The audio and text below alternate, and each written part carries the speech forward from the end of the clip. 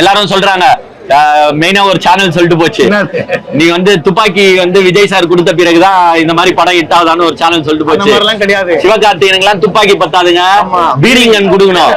அந்த அளவுக்கு கெப்பாசிட்டி உடைய ஆளு, அந்த அளவுக்கு நடிப்பு திறமை உடைய ஆளு. ஒண்ணும் இல்ல, விஜய்க்கு வந்து ஆடதான் தெரியும், எஸ்கேக்கு பறக்கவே தெரியும், நடிக்க தெரியும். ஏன்னா டான்ஸ் வந்து பாத்தீங்கன்னா இப்பத்தி ஹீரோஸ்ல மிக சூப்பரா ஆடக்கூடியவர் வந்து சிவகார்த்திகேயன் சார். அவ்வளவு அழகா டான்ஸ் வந்து பெர்ஃபார்ம் பண்ணுவாரு, சூப்பரா நடிப்பார். அந்த அளவுக்கு தான் கிரேஸ் ஏத்தி வச்சிருக்காரு. பட் இதுல என்னன்னா அவருக்கு அந்த பெர்ஃபார்ம் பண்ற டான்ஸ் அந்த ஸ்டெப்ஸ் கிடையாது. ஏன்னா இது கொஞ்சம் சீரியஸா போறதுனால இங்க காமெடி பண்ணலாம் இடம் இல்லைன்றனால அந்த சீன்ஸ்ல ஒரு டிரான்ஸ்ஃபார்மேஷன்ன்றது வந்து ரொம்ப முக்கியம் ஒருத்தருக்கு. அதுவும் இவ்வளவு பெரிய ஸ்டார், அவருக்கு வந்து என்னன்னா இன்டர்வெல்ல வந்து ஒரு ஒரு ஷூட் அவுட் நடக்கும். அந்த ஷூட் அவுட் சீன்ஸ்லாம் வந்து செம்மையா பிச்சு பெடல் எடுத்திருக்காரு. அது ஏஆர் முருகதாஸுக்குரிய ஒரு ஸ்டைல், அந்த ஸ்டைல்ல அருமையா எடுத்திருக்காங்க. இன்னொன்னு என்னன்னா சிவகார்த்திகேயன் சாருக்கான கிரேஸ வந்து சொல்லணும்னு ஆசைப்படுறேன்.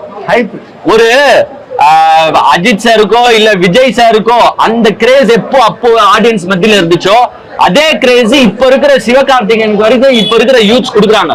எல்லாம் 18 to 22 வயசுல இருக்கிற பசங்க அவ்வளவு என்ஜாய் பண்ணி சிவகார்த்திகேயன் சாரை ரசிக்கிறாங்க. அதை பார்க்கும்போது எனக்கும் சந்தோஷமா இருக்கு. ஏன்னா சிவகார்த்திகேயன் சார் ஒண்ணு அப்பா கூப்பிட்டு வந்து நீ வந்து படத்துல நடி, நீ உன் படம் பிளாப் ஆனாலும் நான் ப்ரொடியூஸ் பண்றேன்னா சிவகார்த்திகேயன் சாரை யாரும் வளர்த்து விடல.